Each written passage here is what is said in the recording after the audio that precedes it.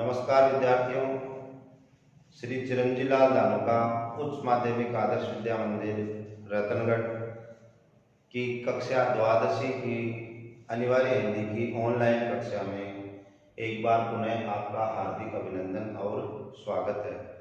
विद्यार्थियों, पद्य भाग के तीसरे अध्याय की बिहारी सतसई से कुछ पद उसके हम गत अध्ययन में 1 से 5 दोहों का अध्ययन कर चुके हैं।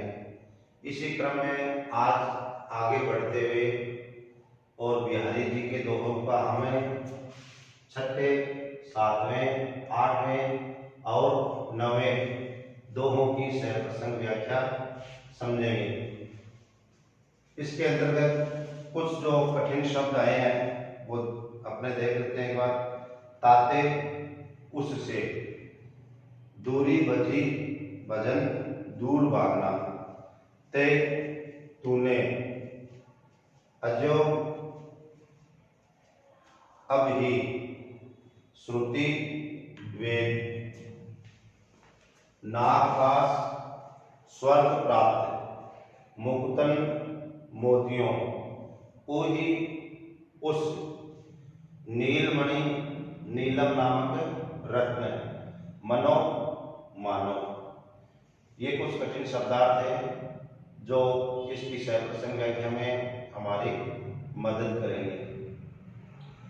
पूर्व की तरह ही हम प्रसंग की शुरुआत करेंगे तो लिखेंगे प्रस्तुत पद्यांश हमारी पाठ्य पुस्तक में संकलित बिहारी सतसई से कुछ पद नामक शीर्षक से अवतरित है, जिसके रचनाकार बिहारी है। यहाँ पर नादान मानव को संबोधित करते हुए कहते हैं। व्याख्या। भजन कयो ताते बजो, बजो न एको बार। अरे नादान मनुष्य, तुझे जिसका भजन अर्थात स्मरण करने के लिए कहा था, उसको आपने एक बार भी स्मरण नहीं किया है, उसको याद नहीं किया है, उसका भजन नहीं किया है। अर्थात तुम्हें ईश्वर का स्मरण करने के लिए, ईश्वर की भक्ति करने के लिए, ईश्वर का भजन करने के लिए कहा गया था, परंतु वह भजन तूने जीवन में एक बार भी नहीं किया। दूरी भजने जाते कयो, सोते भजो गंवार। और जिन सांसारिक मोह माया विषय वासना उनसे दूर रहना था, उनके तो तुम पास में रहे और ईश्वर भजन से हमेशा दूर भागते रहे, इसलिए आप नासमझ साबित हुए। क्यों? क्योंकि जो सांसारिक विषय विकार है उनसे तो आपको दूर रहना था, और जिनसे दूर रहना था उनके तो आप पास में गए, और जिनके पास में जाना था अर्थात ईश्वर के भजन के पास में जाना था, उससे आप नासमझी के कारण दूर ही रहे। समालोचना में पूर्वत बिंदु है वो ही चलेंगे। अब 7वां जो दोहा है उसके अंदर मनुष्य अपने जीवन का उद्धार ईश्वर की भक्ति करते हुए कैसे कर सकता है, उसके बारे में बताते हुए कहते हैं। अजो तरियोना ही रहो, श्रुति सेवत एक रंग। तरियोना यहाँ पर कान में पहना जाने वाला एक आभूषण है। तो रहीम जी कहते हैं कि अरे कान में पहने जाने वाले आभूषण, तू हमेशा एक ही रंग में रहा, तू हमेशा एक ही रंग में रहा। नाग बास बेसरी लयो, बसी मुक्तन के संग। यहाँ पर बेसरी शब्द है वो नाग के आभूषण के लिए आया है विद्यार्थियों। तो वो कह रहे हैं कि मोती का साथ लेकर के और नाक का जो पहना जाने वाला आभूषण है उसने नाक पर सम्मान प्राप्त कर लिया। क्यों? क्योंकि उसने मोतियों की संगत की। तो इसी तरह से हमें भी ठीक संगत में रह करके और अपने जीवन का सम्मान प्राप्त करना चाहिए, उद्धार प्राप्त करना चाहिए।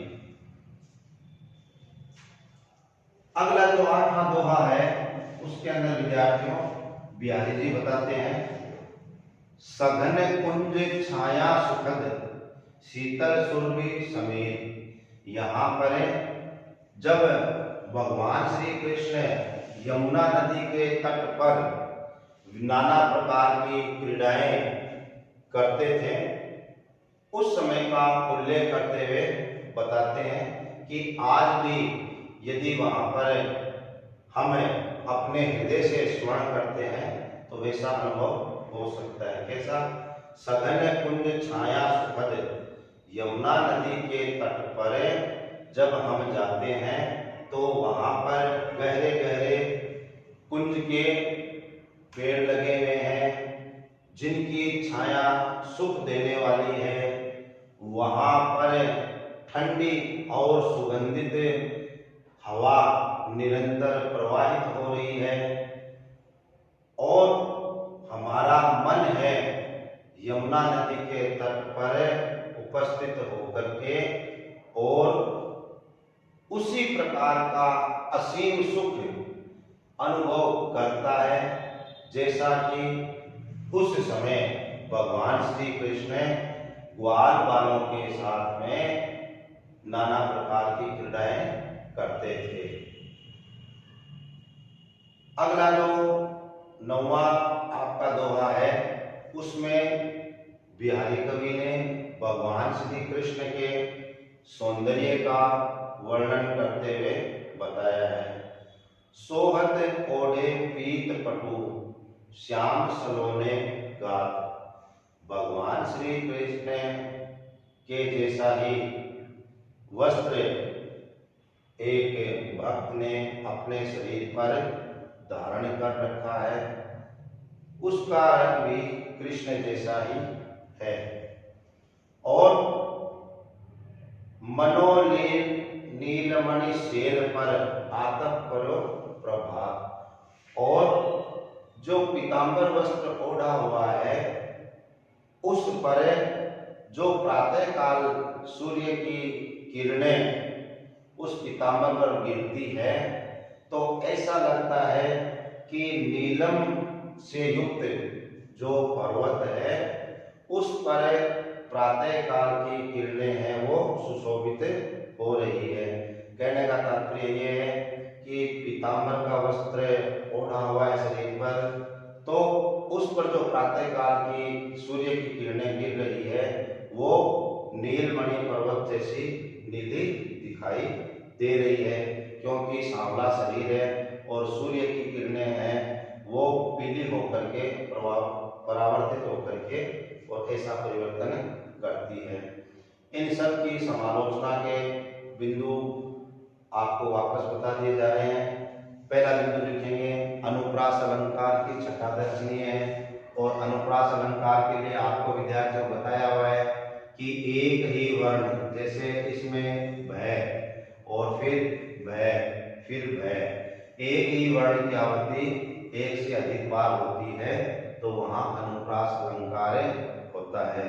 और यह सार्वभौमिक सत्य है कि काव्य खंड है उसका पद्यांश है वो अनुप्रास अलंकार के बिना पूर्ण नहीं होता है। इसलिए जब भी आप पद्यांश की सह-प्रसंग व्याख्या करने के बाद में समालोचना लिखें तो पहला बिंदु अनुप्रास अलंकार वाला जरूर लिखें। तो हम लिख रहे हैं अनुप्रास अलंकार की छठा दर्शनीय।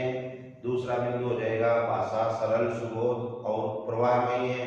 तीसरा लिख देंगे आप वर्णन रोचक और प्रभावी ढंग से दिया गया है। चौथा आप लिख देंगे सुकोमल शब्दावली की सरिता कल कल प्रवाहित हो रही है। और अंतिम बिंदु आप लिख सकते हैं बिहारी ने इन दोहों के माध्यम से जीवनोपयोगी संदेश सरस और सहज ढंग से दिया है। बिहारी के शेष दोहे हैं वो विद्यार्थियों अपने अगले ऑनलाइन वीडियो में देखें।